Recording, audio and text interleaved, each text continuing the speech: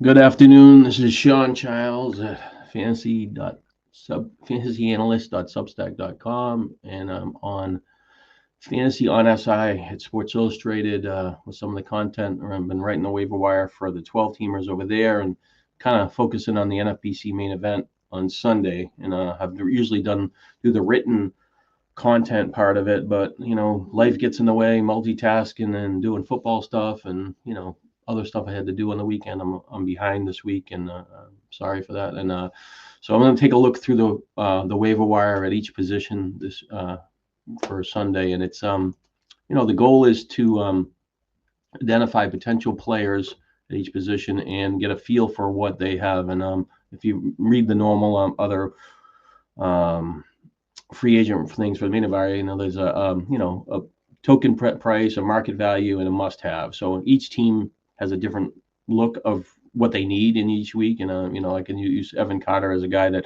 the last couple of weeks I picked up, and unfortunately he went on DL, which is just you get a guy back from the DL and you got to waste another spot. It's kind of frustrating. But a guy that you thought that could help long term, and I have outfield problems, so I'm more willing to press for a guy. Say last week for a player in a league where I think the rest of my roster, I like my catchers, I like my first baseman, I like my middle infielders. I think I got enough starting pitching. I think I need some relievers maybe on some teams, and I think that I need the back end outfielder. So you tee up who you like, and you're more willing to pay for that guy. And other teams that you think you have good outfielders, and you're just trying to fill one spot, you have a decent option, but you're just looking for upgrade. More of a token bid. And then there's some of them that you just want to kind of fall in a range where you think they could help you, and you're going to bid what the market would bid. And I'm trying to get a feel for that. And it's not an exact science because it changes from league to league. And then we are in the middle of May, and at the same time, these players, you might have $800 left. I might have $400 left. I might feel like my team is in first place, second place, and I just need to add a player. Where you would think like, man, I got 69 points. My team is not firing. There's one guy out there, and I'm going to tee him up and chase him down. So that's the battle of each week on the waiver wire. And so it's just it's frustrating. And realistically, in the NFBC main event, we're talking May 15th. I really think that it's probably middle of June. You feel like you have a contender or pretender. If you're close, or you can cash, or an overall running team. And sometimes you can you got to get the team to drive the bus with, and other times you're just trying to look to survive. And you could have a great players, you like them all, and they just don't fire. And they're most likely going to have maybe a good 2 month stretch, and they'll get to their numbers, and they'll play poorly for maybe a third of the season and get about what they're supposed to in the other third, but they'll get hot for maybe a couple months, and it maybe not happen in a row. But will that happen at the end of the year or the beginning of the year? And obviously, the guys that are in the standings right now had success from the guys happening in the beginning of the year. So this is where we're at right now, and I want to walk you through the catcher position, and I'm going to switch this to this NFBC player stat page, and it's easiest thing for me to use for something like this. It shows all the players in all the leagues, and I know 100% owned. So if you go down the catcher list, it's 100% owned all the way down, and we got probably Connor Wong 83%. Only had 3 at bats last week, and it's just not a guy that you're kind of looking for. But the guy that's going to stand out here is Drake Baldwin, 39% owned, 30% start. And you can see right next to his name that over the I'm going to go over his stats just weekly. Over his last 24 bats, 14 hits, 5 runs, 3 home runs, 8 RBIs. He has a good profile in the minors, and I wrote about it that I pushed out last night. So there's a little more in-depth write-up about him, and I'm not going to go rehash the script because it's just due to time. But he is a guy that's going to compete with Sean Murphy for at bats. He was in the lineup again today against Paul Skeens. He's a lefty. I think that that's advantageous to him in this platoon situation. And I do think even Murphy maybe not have the ideal outlook for somebody in a 15-team league, but we're Baldwin moving on, gaining more momentum, but Murphy's still capable of being a back-end catcher too in a deep format. So he's not like if you got Murphy and you want to flip the Baldwin, I have no problem. But if you think that you're going to just dump Murphy and or for some other catcher, I don't know, maybe necessarily agree with that right out of the gate. So anyways, Baldwin is going to draw some interest this week, and I think that due to the catcher pool, this has like really been a good year for the waiver wire for a catcher pool, but not all of them have fired. But based on his talent, his potential opportunities, what he's done, he's gonna guy that's gonna gonna draw like market value bids, probably 65 to 70. Catchers don't really get typical of the huge monster bids, but if you have a problem, your team looks good, and your second catcher's a weakness, he's definitely worth a shot because he has the potential. The rest of the way, he could hit 10 or 12 home runs, hit for a decent average. So I would think that they'll see some people will try to bid like in the 30s, but some people will bid like 60s or 70s, and there'll be a few teams that say, hey, no, I really need a catcher. My catchers stink. They've been bad all year. I missed on the other couple of guys that called up, and I am shoving on him. So that's the what I have on him. And then I have catchers like I have Francisco Alvarez of the Mets, who hasn't really done that much. And if I have that player, am I going to go to Greg Baldwin if I drafted a guy and I believed in him? Probably not. But there's going to be other teams that I have to consider him. Danny Jansen is a guy that I liked before the season. I thought the switch to Tampa, especially with the ballpark thing, would be a little more enticing. But he is going to be pretty much free, and he's more of a catcher that in this main event he's already on a team. But he's a guy that you're gonna, if he's in the free agent pool and you have a problem, you're gonna put him on your roster. Maybe for a flyer bid. When I'm saying flyers, it's you're gonna not bid $1 because you're looking for an upgrade. You're gonna bid $2 or $3 to $10 depending on your team need. And if you have a kind of a similar player, you might just bid $1 because you don't really care. But anyways, he's a fly ball hitter. He has power in his career, and he's just off to a bad start. But when you're looking at what he's done for the season, 18 walks and 95 at bats. I think he's got 114 plate appearances. His walk rate is really, really good. So he's getting on base. His strikeout rate's not really that bad. A little above the league average, which is usually 21 to 22%. It depends on the the year and stuff like that, and that kind of fluctuates over the last decade. But anyways, his approach isn't that bad. He looks bad. His counting stats aren't that good. Only 8 RBIs, 8 runs. But what is that? What is that second catcher supposed to do over a course of a season? If he had 400 bats, I mean, this guy's on pace to be an 832 guy. 32 runs, 32 RBIs. So realistically, if he was had 12 runs for that, he'd be on pace for 48. So the old Ken Magna's like a 1050 catcher too is viable. But you can see in the past that he's had 17 and 15 home runs over 215, 268 at bats. So he's potentially could get hot. He's not going to be a difference maker, but he's a better player than he has, and he is kind of not doing it. But you're trying to catch the run there. Dalton Rushing is the other guy from the Dodgers. They finally called him up as the catcher too, and I probably should bring up his back profile because I'm kind of doing this on the fly after multitasking. But he's definitely going to be the second catcher. He's played a few games in the outfield in the minors, and he played a little at first base. So they're going to get him in some playing time. He's a talented guy. He will cost. He's going to be in that back range where somebody's going to take a flyer and upside of him, and he's probably more of that. When I say that Class E flyer, token bids, like you're in the 20s, 18, 20, 25, you bid on like 3 or 4 of those guys, and you hit on one of them over the course of a year, you do pretty good. But it's just a matter of, can he get enough at bats to help your team? Because he really might be only in the lineup, maybe 2 to 3 times a week, depending if they play 6 or 7 games, and what their pitching matchups are. The Dodgers released Chris Taylor today, which after somebody came off the DL, but that may lead to him getting a little more playing time, maybe in left field or something, because they have had a couple injuries. So as far as other catchers, there's really not a ton out there besides those 3 that I saw in 15-team format. So I'm going to jockey over to first base, this is really, I've drafted some teams, and I got a team with Pete Alonso, Matt Olson from Atlanta, and I have Turkelson. I mean, and I have whatever at third baseman. So I don't really have a need for a first baseman option at DH or corner infield. But when you're looking for this position on the waiver wire, it's been pretty sketchy. Just finding somebody that's a replacement barrier. When Talese had a little run a couple weeks ago, he started to show a little more power. Basically, let's say weekly, the last 2 weeks, he's got 2 home runs in both weeks, 8 RBIs, 5 runs. But he's not in the lineup every day. But he's a guy that hit 35 home runs before. He had 3 home runs earlier in the season. So over his last 5 weeks, he's got 7 home runs, 15, 18 RBIs.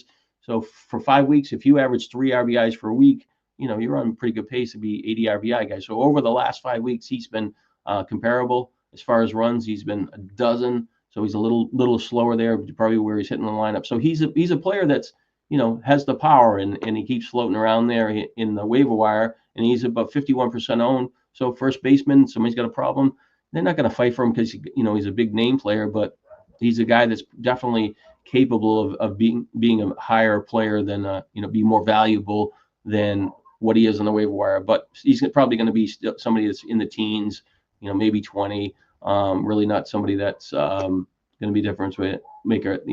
I've mentioned him a few times. I don't want to say mess up his name. Jack Cancelloni.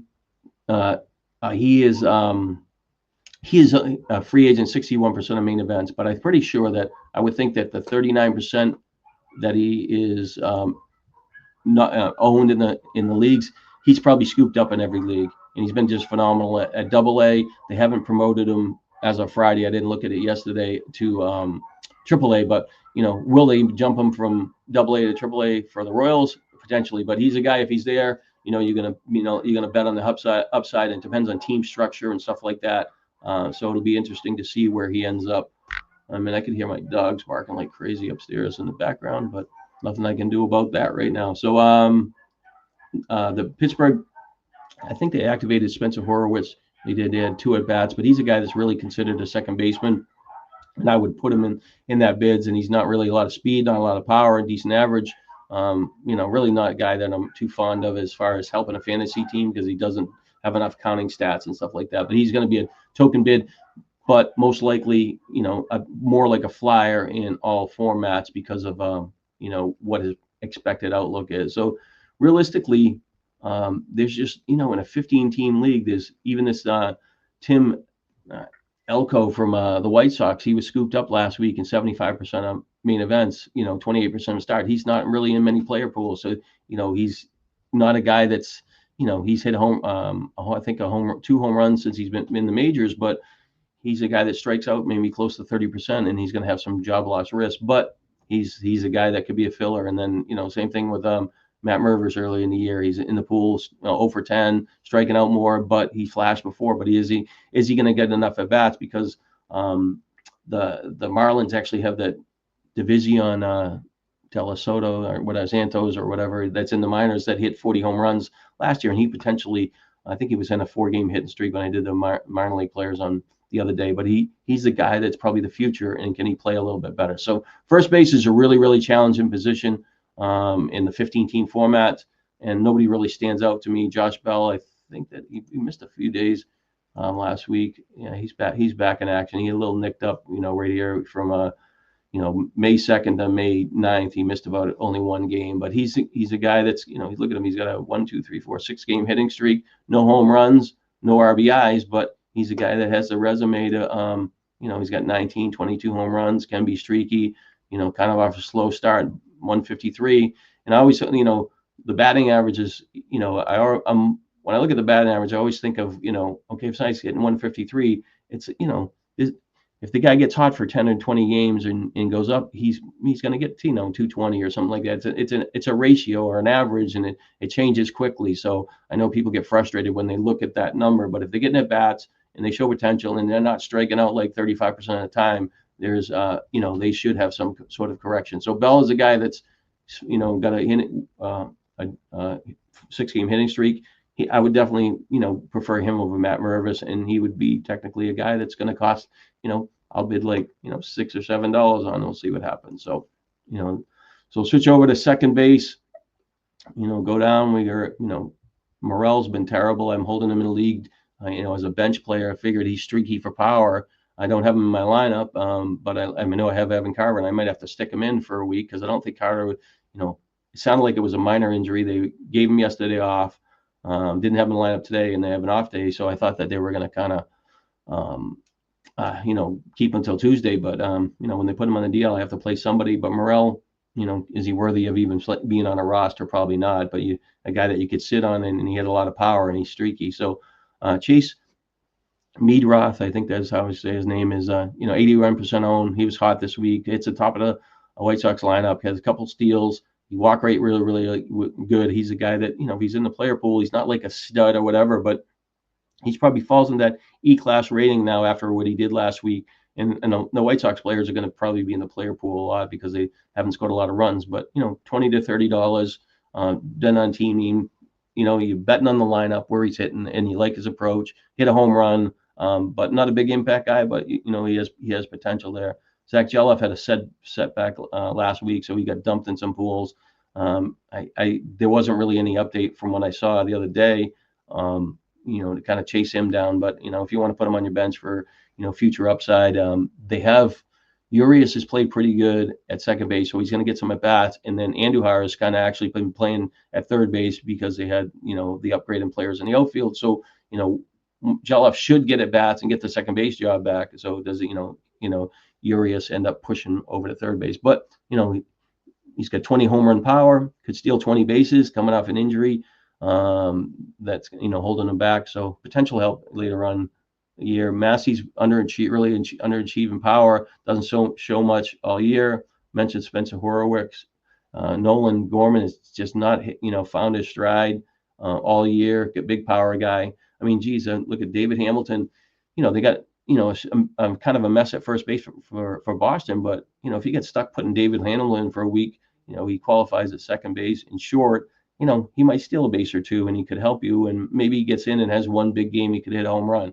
But he's a guy that's kind of have like a difference maker kind of skill set.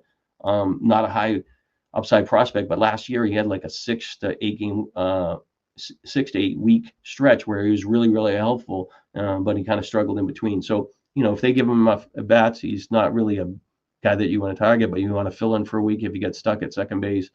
He's more than viable.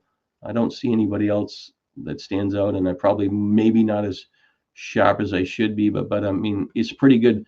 It's a pretty good thing I should be shorting this by at bats because this is probably when I sort it by at bats by the week 8 stats, it kind of stands out.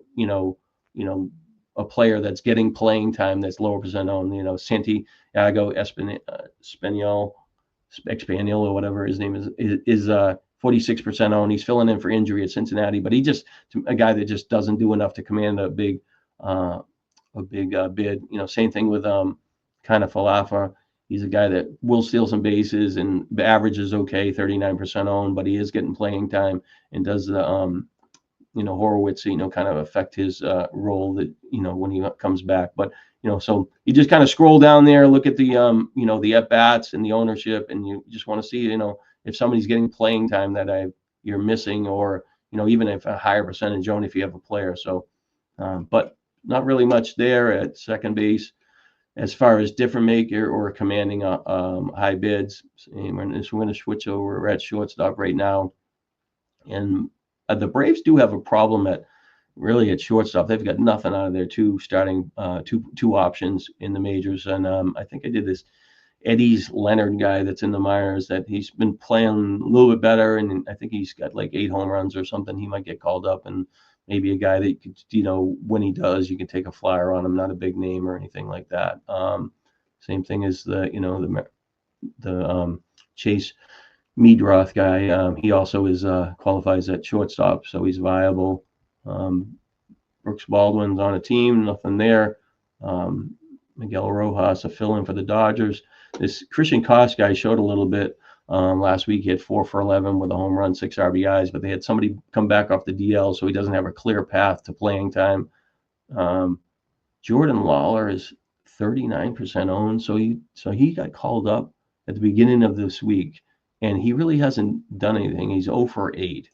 So I actually didn't do him on the waiver wire because I kind of slipped through the cracks when I was doing the 12-teamers because I had written so much all year about Lawler, and he's, phenomenal start at AAA this year, way ahead of all players in runs, RBIs. I mean, he's basically on pace to be like 20 home runs and 120 runs, 120 RBIs and like 40 steals. And he has that type of potential, but, they call him up with for Arizona. He's got 8 at-bats, strikes out 5 times. So, now people look at him like, oh, he's not playing time. How much am I going to pay for him? So that's actually a good thing for if you have a team and you're looking for upside, because he might not, he has the talent to command like a really huge, like $250 bid. But when you have a week's worth of information, and he could potentially start today and go 3 for 5 and screw this all up. And I don't have the scoreboard here, but he's the type of guy that if you got him for $50, that he could be a really, really good player for 4 months and kind of be a difference maker, because he helps in all 4 categories. His strikeout rates in the minor league career is around 22%. Takes a decent amount of walks. It's just like, where are they going to play him? And they could play him at third base, and Suarez had another home run, and they could shift him to DH. But I would think he would be a guy, just a name value would go over 100, and I think the bids will be a lot lower than I would have thought on Monday. But if he does anything today, so he's really kind of an interesting player, because where the luster of the 5 strikeouts does take away some of the bids. But if you need help and you need to stash somebody, he is definitely the guy that could be really, really impactful. Correa went on the DL, so that helps somebody else for Minnesota. I probably should have the depth charts up there, but I'm going to try to move a little bit faster.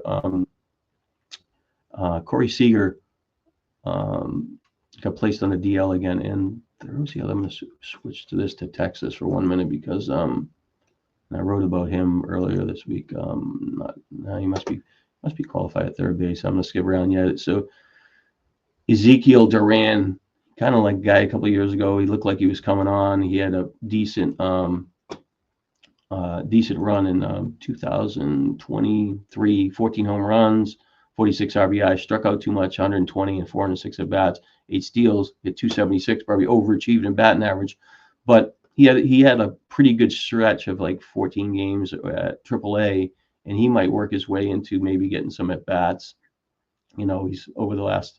He sat like the last 4 or 5 days as a going to line up, but he hasn't hit. But he's more of a flyer guy. But I didn't mean to switch to third base, but I think I was pretty much over the options at shortstop. And I'll just go one more time down just to see. But there's really, when you get some of these positions in the deep formats, it's just really like you're putting in these these players that have struggled, or somebody that you're holding, and you're just looking for a flash. A guy that could hit a home run in a week or every 2 weeks could help you and maybe steal a few bases.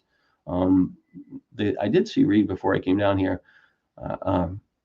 Marcelo Mayer, they moved Campbell over to first base, and that could potentially help him get called up and get at bats with Boston. But I would imagine if he's a 5% owned, he's probably been drafted by 2 or 3 teams, and somebody started him this week for whatever reason. I don't know why, but he's probably not in the player pool, but he's the type of guy that you want to follow.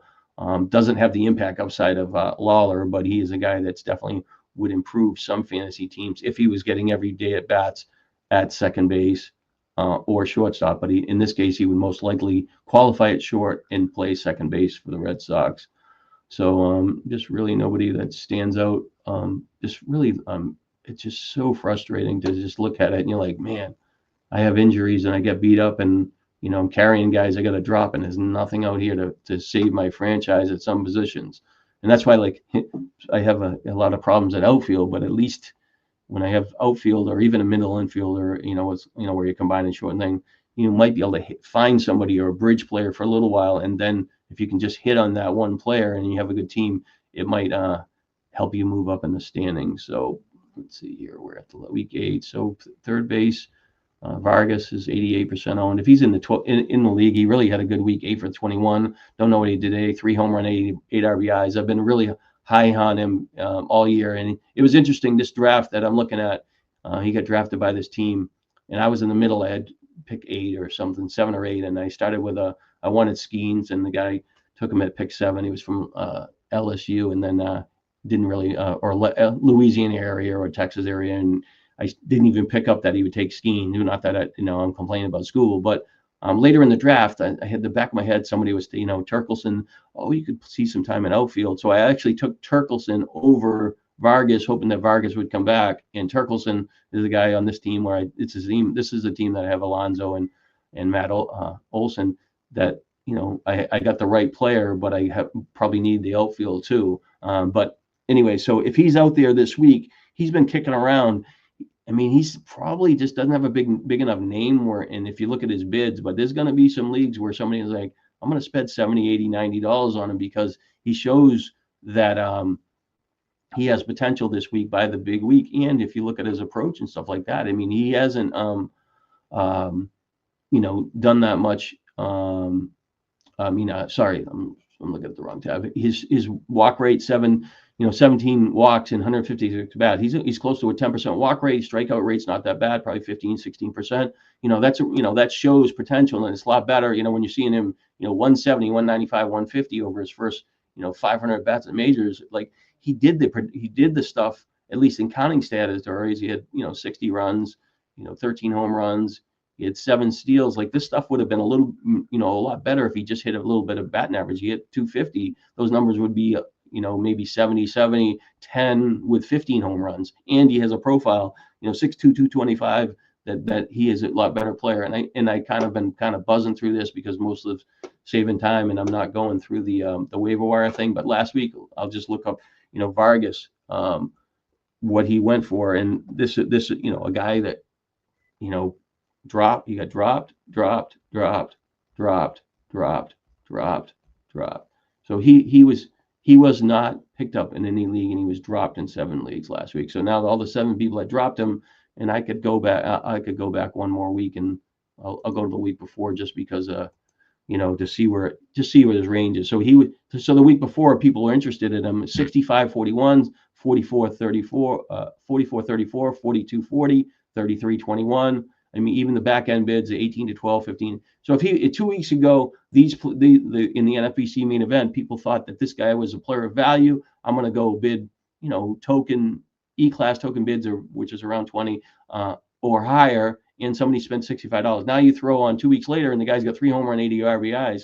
Somebody's going to be willing to spend $80. A runner-up is going to be 60s. So there's going to, it's all about teaming. He qualifies at outfield, third base. Andy, I think going into yesterday, he was 5 games at first base, which he could be the best out for these teams that I'm not talking about at first base, but in another week or 2 weeks, he could be the best player that's available as of now at that position. So I think that he's a player that I have a lot. I liked him. I missed him in this league, and whatever happened. So, but he is definitely a player that will go a little bit higher. So I'm glad I kind of like I said, I didn't kind of go through the bids because I really haven't fell on somebody that was that impactful. I mean, I guess even the catchers that they weren't really in the player pool. Andujar, is called, like I mentioned, qualifies at third base. He's on rosters, but he's not going to, even that guy, he hasn't done enough. 6 for 17, doesn't have enough he's got 1 home run, 3 RBIs, but his power isn't there, and people won't overpay if they don't have power. So he's more of a guy that would sit more in the 20 range or something like. Moncada played really well for 2 weeks in a row, got picked up a lot last week. He's a guy that's, 32% owned. I'll look him up just because, he's, what he did last week, and I think he drew a lot of action last week. Let's see, it's 39. He was in 39 leagues, so 52 was the high.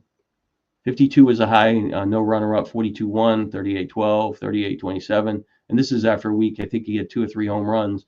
But the ranges for him were basically the mid-range was probably around $20. So E-class token bids maybe a little bit higher.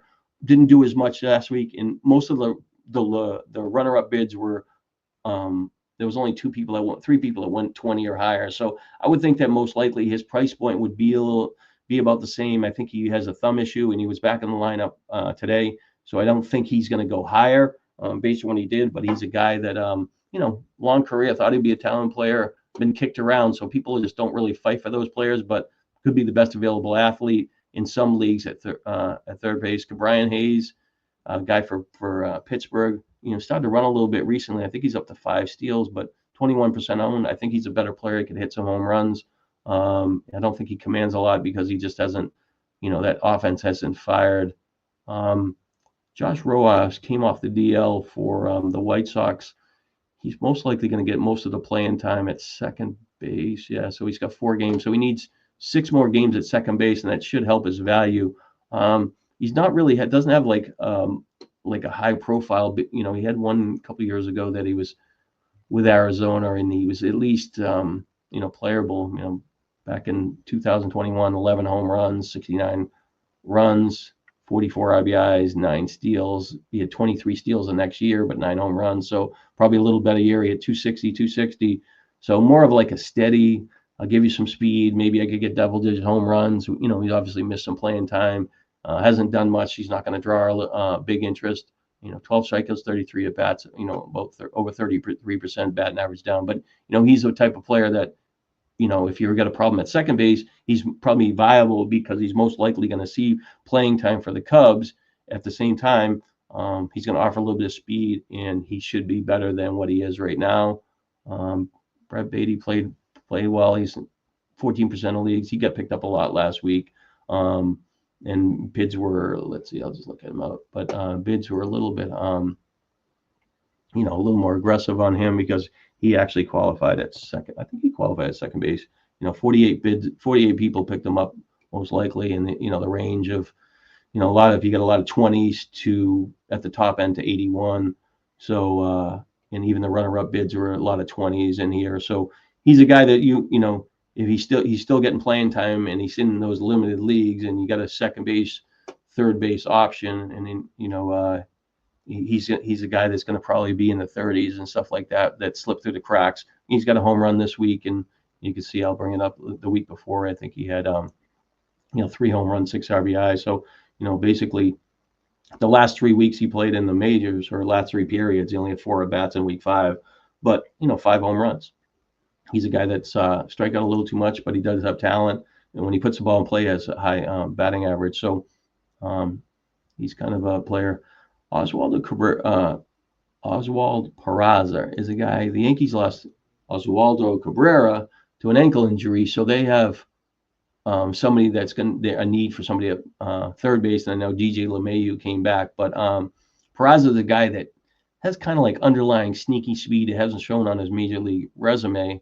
I picked him up in the AL Auction League a couple weeks ago, and he hasn't really done much. But last week, he's 1 for 8, 3 for, he had a home run, but not striking out a ton. A little worse this week, 4 strikeouts and 11 at bats. But he's kind of like, if you got the back end and you think he might get playing time, where he might surprise, because he has a little bit of power, and he's had enough experience in majors where he might shine. I wonder what LeMahieu is. I'm going to switch this to the Yankees just to see where, he just doesn't. Just the luster is gone. So he's not unowned in any league. So he went, 3 for 8. So he's first base, third base. So I missed him on the other one, the first base and third base. But he had, his hit for batting average, had a home run. Probably a guy that nobody's gonna fight for, but he's I guess viable based on he should, based on what they're probably paying him like $10 million a year. So he's a guy that would potentially get the most at bats, at least at third base there. So, but I think Oswaldo Peraza is more interesting to me because he could help in steals and stuff like that, but he doesn't really have a full-time job. But over the last week, it's been kind of split because we got 11 and 8 for at bats for the 2. So really not much else there as far as like somebody else. I mean, I guess if Morel got dropped, I mean, he's a type of player. Matt Shar is a guy. He's only a free agent in one league, but he looks like he's pretty exciting. Marte, I cut him in a league. I had Encarnacion Strand, and then he got hurt. I just wasn't clear, but he played well enough. But you don't know if he was. So he's going to be out at least another week, and there's not really. So there's the last update. So it's today. I didn't see that. So his MRI is better than expected, or so moved up a week. So he potentially could be a couple weeks out.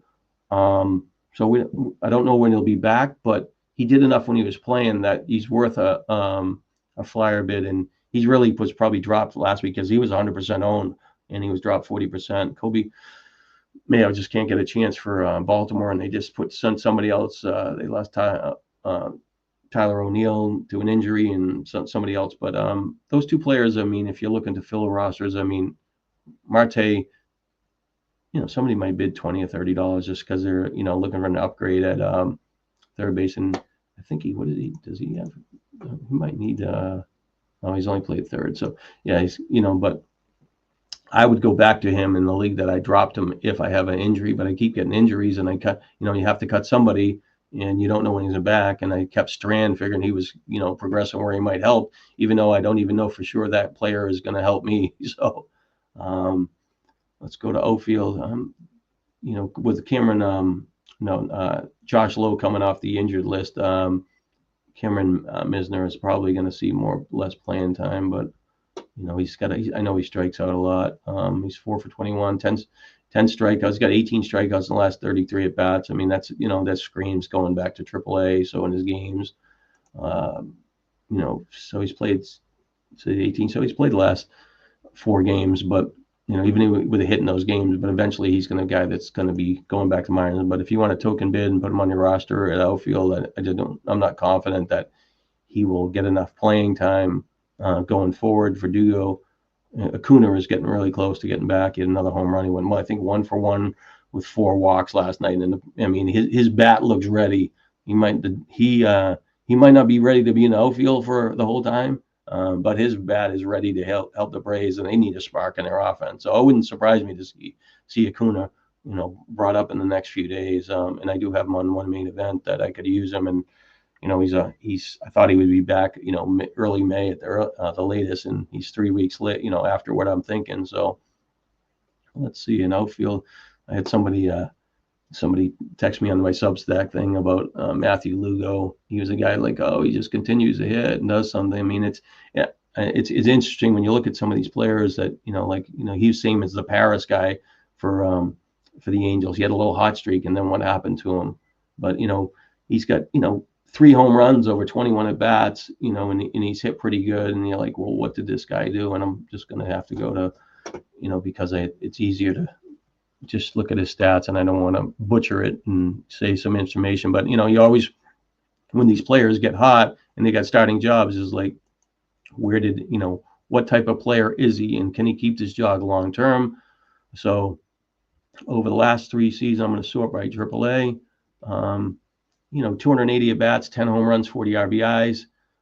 That's pretty good. 45 runs. So, you're looking like an, 20, 90, 80 guy with 9 steals, maybe 20 steals. That looks pretty exciting. But the red flag for the majors is that he struck out 87 times in 314 at bats. So that, if he struck out 100, that would be 333. So if he's going to strike out 87 times, 314 at bats in the minors at AAA, that strikeout rate is going to be exposed when he gets to the majors. And it hasn't been exposed so far, 6 strikeouts and 22 at bats, but that's still, a pretty high number. But it's going to catch up to him. So, he's more of a guy that you're going to put on your roster and see what happens. Ride him per week. I'm not going to overpay for this kind of player, even though his counting stats look pretty good. The strikeout rates are kind of important, but when you're looking for an upgraded outfield in these 15-team leagues, you just take what's there. So, and he's a low percentage own. I didn't list him on the waiver wire, probably knowing that he was strikeouts. So Jake Bowers is streaky, but he falls right into that same thing when I'm talking about strikeouts. Like last year, 302 at bats, 118 strikeouts. Like, I want no part of that guy. He was stealing time away from Tyler Black. And it's like Tyler Black is such a much higher ceiling, could hit for average, and you could let him develop. And they just didn't give him a chance. But Bowers is a guy that's, he looks okay, as far as weekly, and even last week 9 for 25. He struck out 11 times. That's a red flag and 1 home run. So, but here's sometimes you're just looking for bats, filling in players, and so those couple players are more in the token category for me. Will Benson is a guy that will probably draw a lot more interest. He's a guy that people liked in drafts last year, and he's played pretty well. He called him up this week, 7 for 15, 3 home runs, 7 RBIs. But, last year, same thing. He was 154 at bats in 343 at bats in the majors. That's just insanely high. And, he can steal bases. He can hit home runs. He's got 40. I mean, those numbers match up, and he is helpful, but there's a lot of empty days. And I know they have injuries. So I picked him up in NL League last week, caught that nice week out of him. But the main event, didn't have the foresight to put him in my threads to kind of build him up there. But I would think that in the main event, even though I wasn't on him that he got picked up last week, but he probably, I would say, he probably was, less than $20 on most, even though he had like a little bit of interest the year before. So he was only picked up in 2 leagues last week.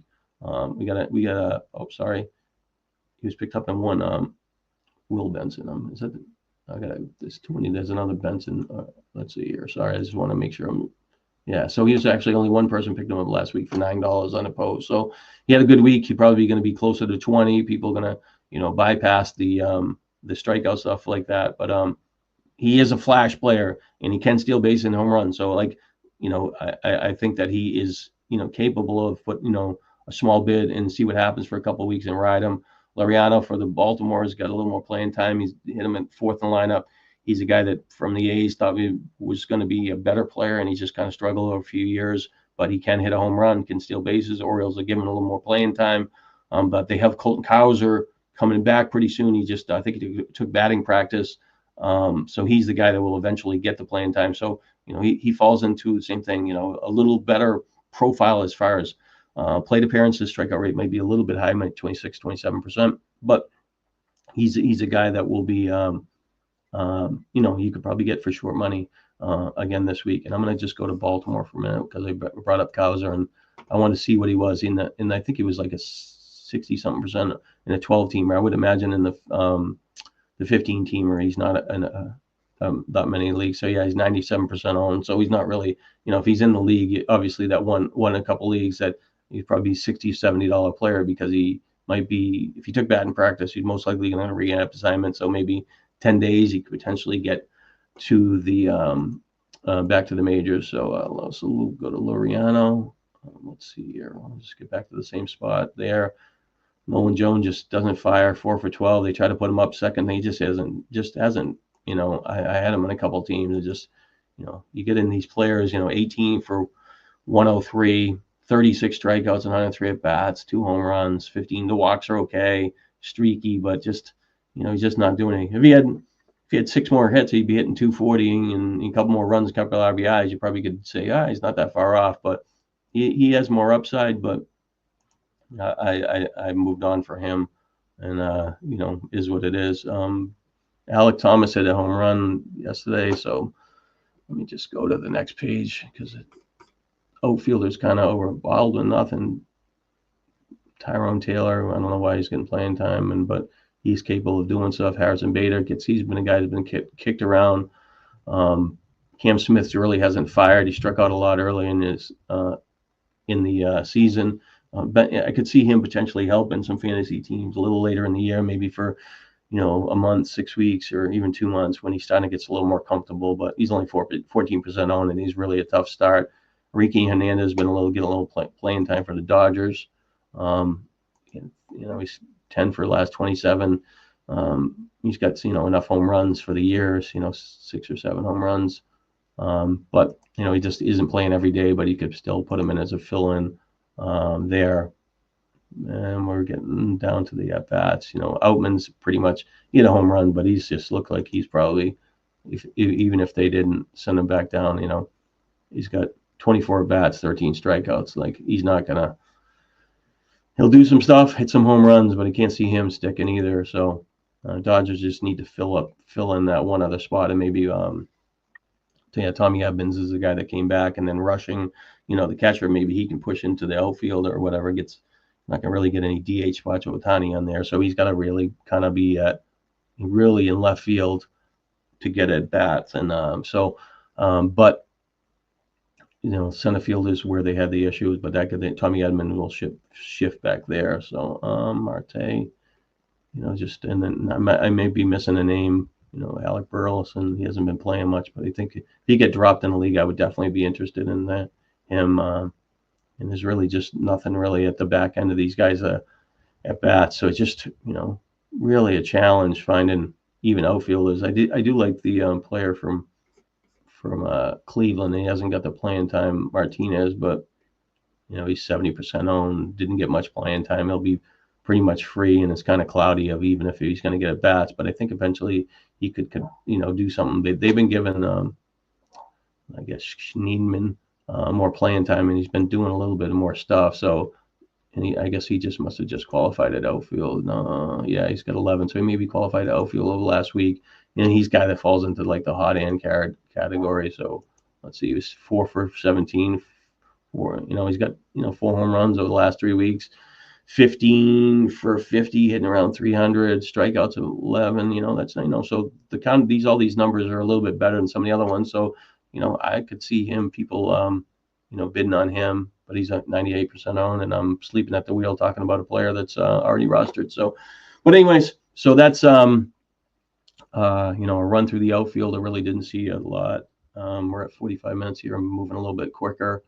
I think let me just see if Jock Peterson's in the free agent pool at DH Texas, because he started to get 12% owned. He had a home run finally this week, and he's a player that I'm driving, highlighting these guys striking out a ton, and for the year, Peterson's got 2 home runs, and compared to, let's say, Nolan Jones, he's got about the same counting stats, 8 runs, 2 home runs, 6 RBIs, but 18 walks, that's, over 10%. That's pretty good. He's showing his walk rate that I think it was at 12% when I looked at it, but a strikeout 26 out of, 115. His strikeout rate's around league average.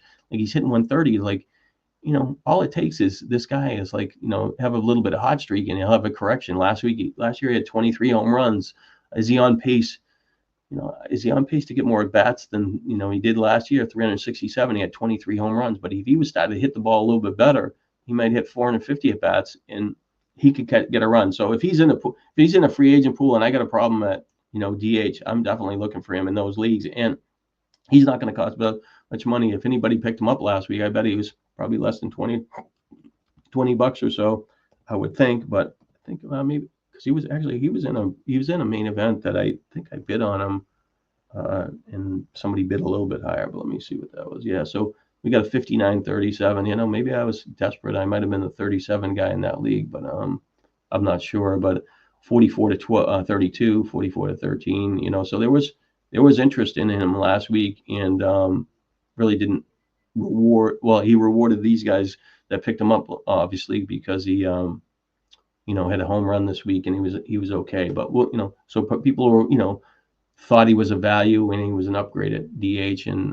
but the people that had him on their roster just got sick of him. So all right, so yeah, that's pretty much the outfield. The pitching pool is kind of tricky because it's all thing. I will say that I saw that Jose Alvarado or whoever, Philadelphia closer, who got been pitching more in the 7th inning and got an 80-game suspension. So there'll be a lot of spec bids, and the Romano got picked up last week, and maybe that's why Philadelphia knew he was coming. But he was picked up in a lot of leagues, and I'm going to shift to them for a minute just because I don't normally talk about the closers because I write about them the other day. But Romano, yeah, he was picked up in a lot of leagues last week, so he's 91% owned, and he's really kind of been much better in the last 6 or 7 starts, but his season struggles are not that far away where he potentially could back up. But he's 7.71 ERA, 1.53 more hits than innings pitched, walks. Like he's getting better. I can't say that he couldn't give a good stretch because he's pitched 6 shutout innings with 7 strikeouts. He's got 3 over the last 4 periods. He has 3 saves, and he's a guy that has the experience. So the people that got him last week for I think it was more like a Romano. I think he was around a $40 player last week in a lot of leagues, and he got a save at the late game, and they kind of put it on the radar. And I know I bid on him in one league, and that he was in, and he was in a couple. Look at this one. We got a 126, but they were paying attention to games late, and these bids got a little bit higher. People $20 or $30 on him, and even some of the runner-ups 44, 28, 21. So with the other closer out, people are probably going to bet on the saves and depend on what's happened today. So this guy could potentially go $80, $90, even $100 if because he has a closing experience and he is trending in the right direction. But there also will be some leagues where he will be a little bit cheaper, where people aren't as confident. But saves are saves. Is he the best guy? For now, he is. I mean, The other player for that's probably the best arm over the last couple of years, or at least consistently, is Stram. But would they give Stram chances to close? And he's got the best stats, and sometimes you bet on the best stats. And even this year, he's he's a little definitely pitching worse than last year, but he still have 3 ERA with a 1.25 WHIP. But got 2 saves this year, 3 last year, 2 the week before, 4. He got 11. Oh, sorry. Yeah, 2. Yeah, and I'm jumping over to 11. Sorry. So, but last year, like 11 walks, 79 strikeouts. That's closer. That's like a really good closer. What he did last year, he just didn't get the chances. But he's given up 3 runs in the last week or so, or last 2 weeks or so, and then one of them unearned. So a little bit cloudier, and he's got multiple lines where he's given up a run.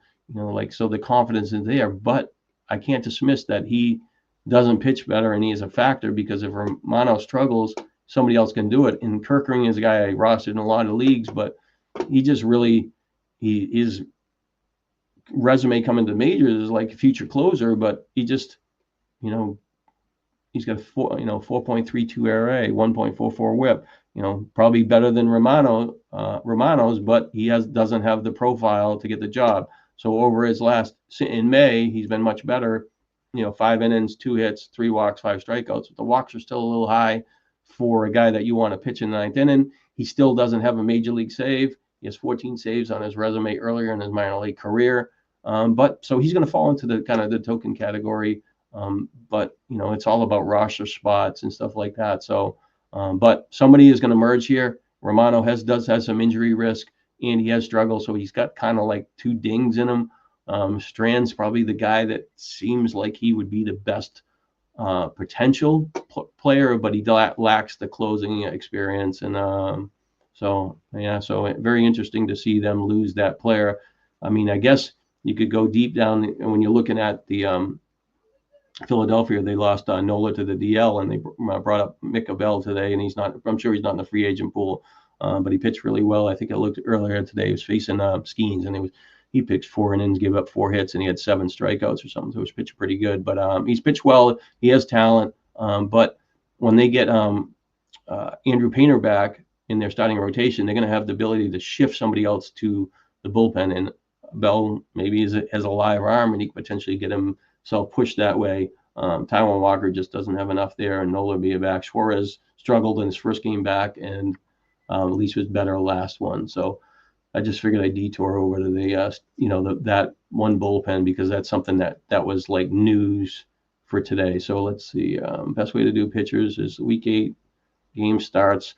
I'm going to switch it by game starts and just go backwards. And I might not even be on the first page anymore. So let me get to the first page, because I was on the outfielders page too.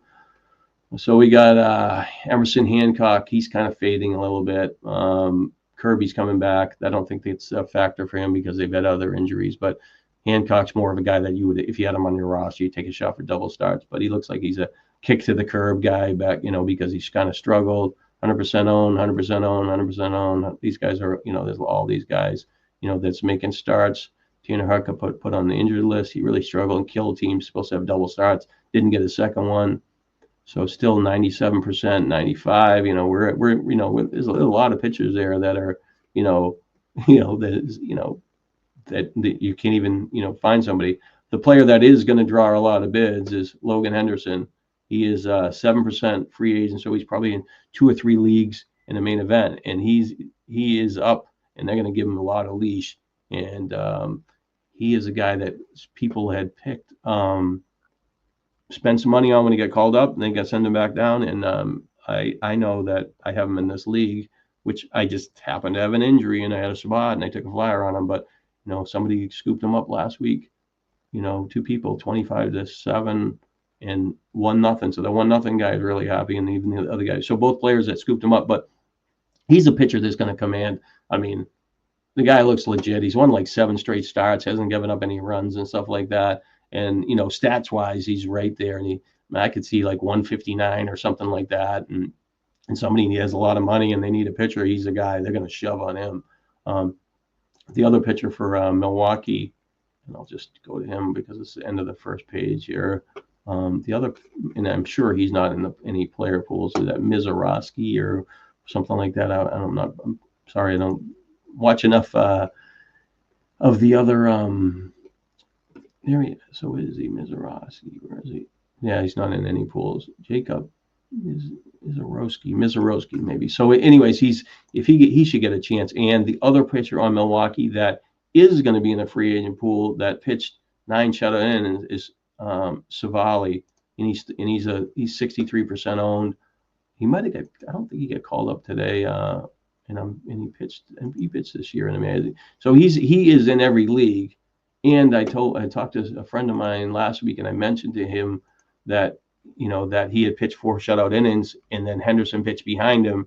So I tried to bid him on in the NL leagues, but he ended up going for $33. I bid 11. So I thought he might slip through. Sometimes they slip through the crack, but he got picked up last week. 55, pretty aggressive bid, $1. He got some 20s and 30s. I mean, he's obviously. They sent Tobias Myers back down again. He's just battling command. He wasn't ready. Savali is going to be back up next week. Pitched pretty good. He's had success in the past. I'm not a big strikeout guy, but the Brewers, he should help them. Didn't really pitch good in his first major league thing, but these kind of bids. There's more news about him this week than there was last week, so I think most of them will be a little bit higher. So he would definitely be a pitcher that if I need a back end starter or somebody a potential double start rotational guy at the back end of your pitching staff that might develop into more of a long-term play. Look at this guy. He must have known something. He cut Jose Alvarado for him last week. He knew he was going to get suspended. But anyway, so I think this bids will be a little bit higher. Kind of like I said, I'm kind of in between on the news here. Like, I don't think there was anything mentioned, but I thought I saw he was listed to start potentially like next Wednesday or something like that. So but that's the Brewer pitcher that will most likely be available in most leagues, and he's going to draw a little bit of interest. Let's see, because Priester should get booted out of rotation as well. So I'm kind of really intrigued by the Brewers, how they play in the second half, because they got some pretty good offensive players, and I think their pitching staff will improve. Let's see, so we're at the end of the first page for potentially of all these things, so we're about 88% owned. Let's see. Logan Knack, he's only 14% owned. He hasn't really pitched that great, but I think that he should get picked up, and he's going to, pitching for the Dodgers is a chance at wins. So I think he's a decent flyer bid. He pitches, I think Monday, and potentially could get double starts. So I don't think, hasn't done enough where he's going to command it, but the opportunity is there. So, maybe, a team bid or something like that. Cade Povich, showed a little bit in his last game, been cutting some leagues, 9 strikeouts, he has the potential to go up. So they cut so the Simonson, Richardson, Wood. So when I do that thing with the waiver wire thing and the report, Richardson always shows up. He's a guy that gets jockeyed every week. So people are buying him, people are selling him. Well, they've sold him, and he is in the free agent pool in most leagues because they called up Zebby Matthews. And I don't know, because Matthews in the NFBC, and if he's called up today, he's not going to be in the pool unless he was dropped. And I would think that he is even. So there's, there was probably, so he's 97% owned. So he's either dropped in one league or 2 leagues, or he wasn't drafted and held in that league. So he was pitching today. I think he had through 1 inning when I looked at it, and he had 3 strikeouts, but he's a guy that's going to be a hot player. And so I guess he would be more of a factor in 12-team leagues because of his potential. He has really good command. Has struggled in the majors in last year, and he just really didn't get it. So he's not a lock, but he's a guy that's going to be, somebody that you would think that could help improve your team. Logan Allen, 40%. He's up and down, pitched all right last week. He's kind of a guy that people don't commit to. He got dropped in this league. He's floating around for the season. 40's too many walks. 20 walks is always, really shines it through when he's got this struggle with the whip. But he's got 3 runs, 2 runs. Last 3 starts have been okay. More of a guy that's going to be a rotational double start guy, and if you like his matchup. But there, Ryan Weathers pitched pretty good last year, and then he got hurt. And he had that finger injury, missed a lot of time. He got picked up in some leagues last week that he was drafted and dropped, but he's 63% free agent. Let's see what Weathers probably, I would say maybe it would be like that token bid, team to 20. So it was only he was only wow.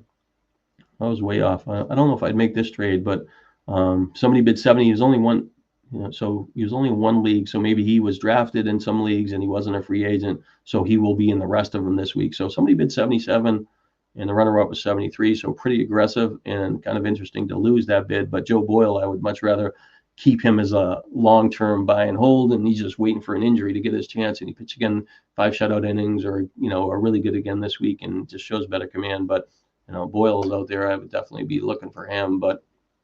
And I'm sorted by stats. So he probably is hidden starts. So he's probably hidden right now the way I sorted this. This Noah Cameron guy pitched pretty good for his major league debut the last couple of years at AAA. Kind of a guy that has a good changeup. Fastball was in the low 90s. But his major league debut, 6 shutout innings. He gave up 1 hit, had 3 strikeouts. Reagan's got hurt, and Lugo, 2 guys won the DL for Kansas City. So, he was 25% owned. Maybe he was in a roster last week. I don't even know how he was there, if he was drafted in a drop. I mean, I gotta look that up, because they're a lot sharper than me if they picked him up and if they started him. No, he's not started because he was 0%. So, but we could always have main event Royals. Yeah. Sorry, got an extra letter. So he was picked up in he must have been put. He was picked up in 3 leagues, 16, 11, and 3, with no runner-up bids. Pitched well enough, so I think that he's got a decent chance to, like, an audition where he could potentially stay there. But Kansas City's pitching staff is, Lugo,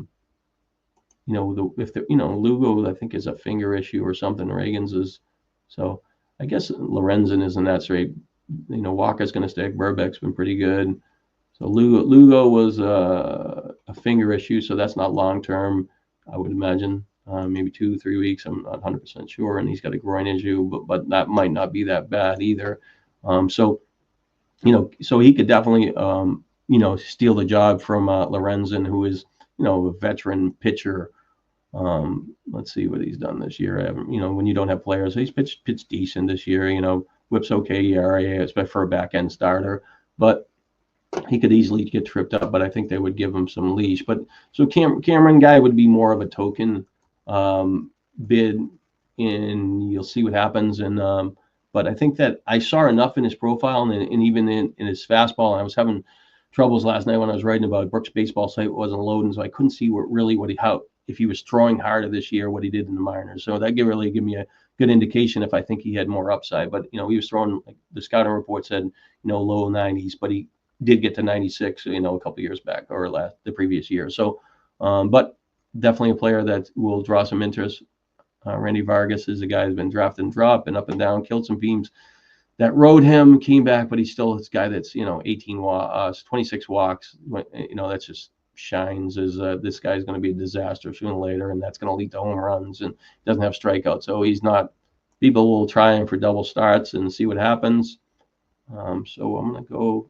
So really, there's Eric Waller. I looked him up, and I was going to write about him, but it looked like he didn't have a clear path to starting to an opportunity due to some injuries. But he pitched okay in his last 2 games.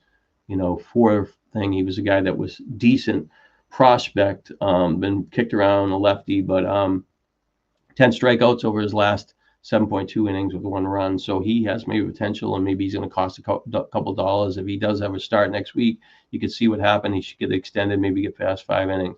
So Kershaw, I expected him to draw some interest, and I had a conversation with a friend of mine last Sunday after the waiver wire. And would you rather have Kershaw or somebody doesn't throw hard enough? I'm like, well, how many guys throw 97 miles an hour and getting bashed around, have an ERA of 4, or Kershaw's fastball and a game thing?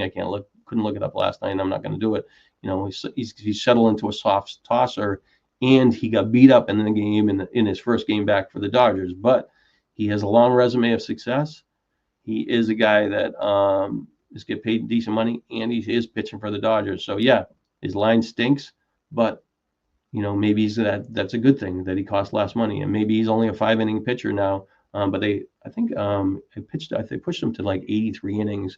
83 pitches last night. So they let him take a little more of a beating than they wanted to, but they also wanted to stretch him out a little bit. So I think Kershaw, I think people will only be, I would think maybe like 30 to 40. Like the luster is, not what it once was, but he was even last year.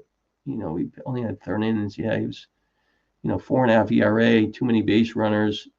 Just 36 base runners. Like, is Kershaw done? Or is he had such a great resume, long career, but he still knows how to pitch. Dodgers, have injuries started. He's kind of an interesting player. Like, I have him in the NL. I drafted May from the Dodgers, and I figured that Kershaw would come back later and be kind of maybe a cover if May didn't work out. But I really don't know what the range for Kershaw would be.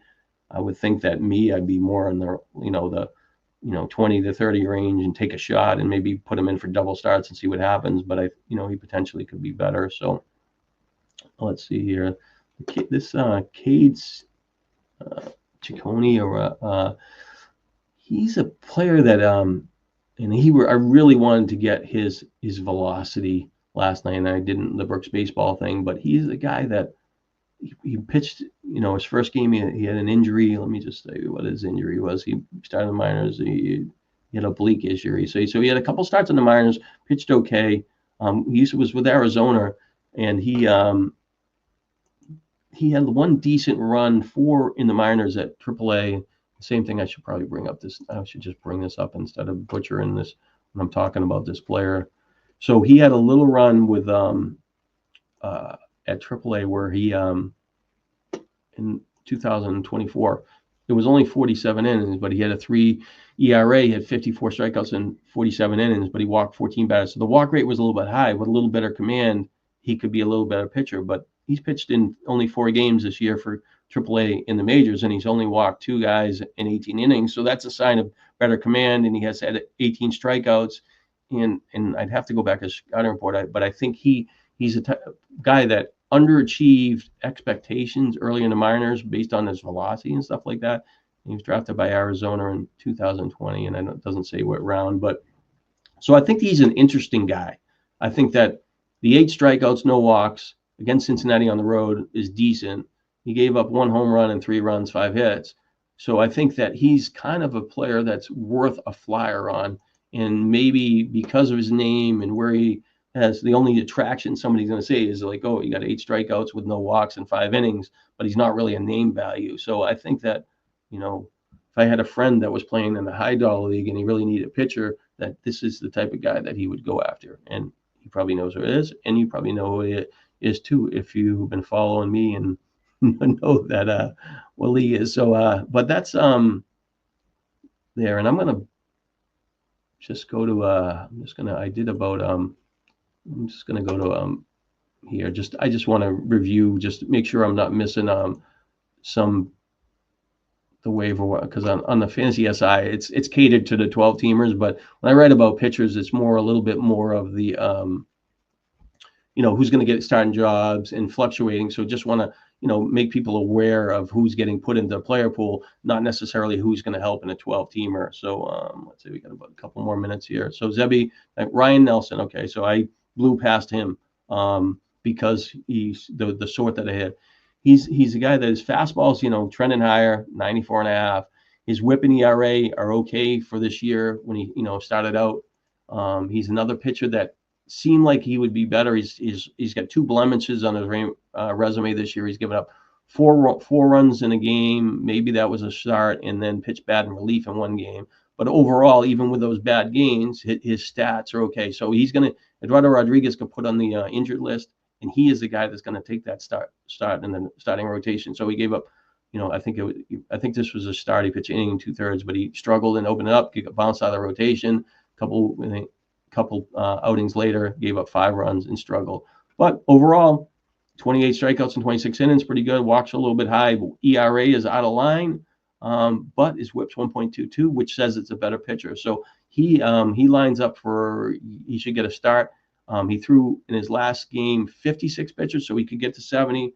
He had a 70 and a 68. So they're willing to stretch him out. So I think he's a guy that might need 1 more start to get to 5 innings, but I think that he's viable to take a shot on, and he's a flyer bid. So I put him in there as well. Logan Henderson I mentioned. Savali, I mentioned Ciccone, I mentioned Cameron, Logan Knack, I mentioned Ryan Weathers. So Birdsong, he's probably the last one on this thing, but Birdsong is pretty much in a 15-team league. I would imagine he is rostered in most of them, and in the same thing. I'm going to talk about Birdsong. He's 16% free agent. He's really kind of struggled over his last 6 appearances or so. Let's see, games. Yeah. So he's given up 3 runs, 1 run, 2 runs. So yeah, so last 6 or 7 games, he's kind of struggled a little bit. I guess this is the NFBC thing doesn't show it as good, so it's better. It's a better sort here. So I'm going to go to the RotoWire, which I use for the splits. I use Baseball Reference a lot too. Baseball Reference gives me a little bit different information. I'm not really, Fangraphs is more of for other stuff. I don't use it as much, but I do pay for the subscription to support them. But so what am I saying? Where am I losing track of? What am I? So Birdsong, where am I at? So RotoWire. So we're looking at San Francisco, and I'm going to just talk about one more player after this, and then I will be out of here. And sorry for the delay, but I'll push this out, and hopefully you can listen to it. So Birdsong over his last, let's see, I guess it's last 8 appearances. He's given up 4 home runs. It's down the bottom here. I can't even. It won't come up into the picture, so I don't even know if you can see where I'm. I guess you can see it's down at the bottom. He's pitched 14 1/3 innings, 15 hits, 7 walks, a little too high. The 4 home runs is a problem. ERA's decent, whip's kind of high, and that's more reflective of the walks increase. But he's a guy that overall his season numbers look pretty good. He's going to move into starting rotation. In his last outing, he threw 65 pitches, so that's really kind of key. So they knew that they were going to kind of stretch him out, maybe let him go a little bit further and take a beating in one more inning than he probably should have. But that shows that he could potentially throw 75. But last year, he's really tied to the arm, but walked 43 guys in 72 innings. Was really a strike for him. He gave up 11 home runs, too many home runs too. But he's a guy that just has the look of being a lot better pitcher, and he will get a chance. And the other player that's got picked up in a lot of leagues is Harrison, who pitched in relief, I think, in his last game and gave up a solo home run.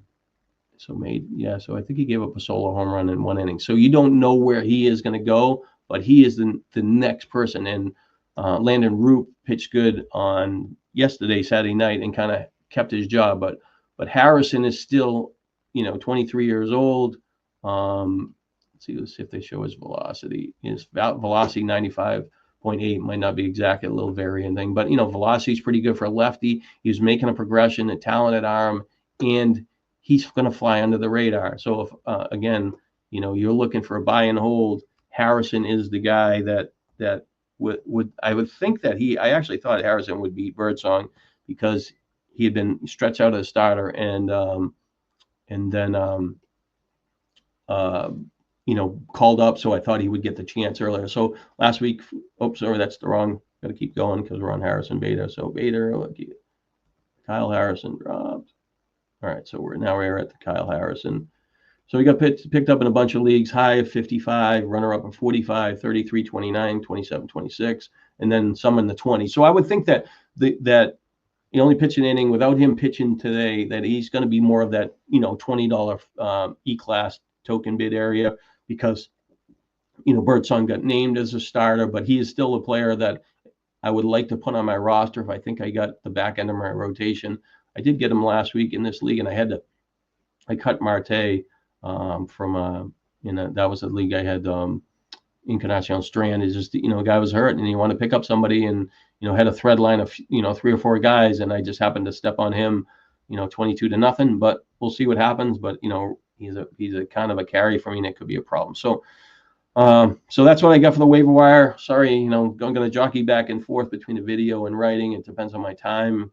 The writing is probably better, more advantageous for somebody looking at it because they can skim to the players, see what they say, and kind of hold it. With the video, you kind of have to kind of stick with it and listen to it.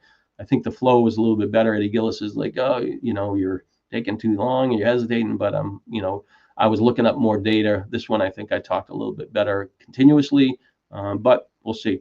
It's a work in progress. and then I am competing in this leagues with some people, and I don't even know what my team needs because I've been out of the house and do stuff like that. So I don't even know where my head's at. I know that I lost Evan Carter, and I'm going to need an outfielder, and I don't even know if I have him on the bench, but we'll see. But that's what we got this week. Sorry for getting it out this late. It's around 4 o'clock my time. Probably takes about 15 minutes for this to get uploaded and posted, but I will push it out shortly. And for anybody that made it to the end, thanks for listening and good luck on the waiver wire.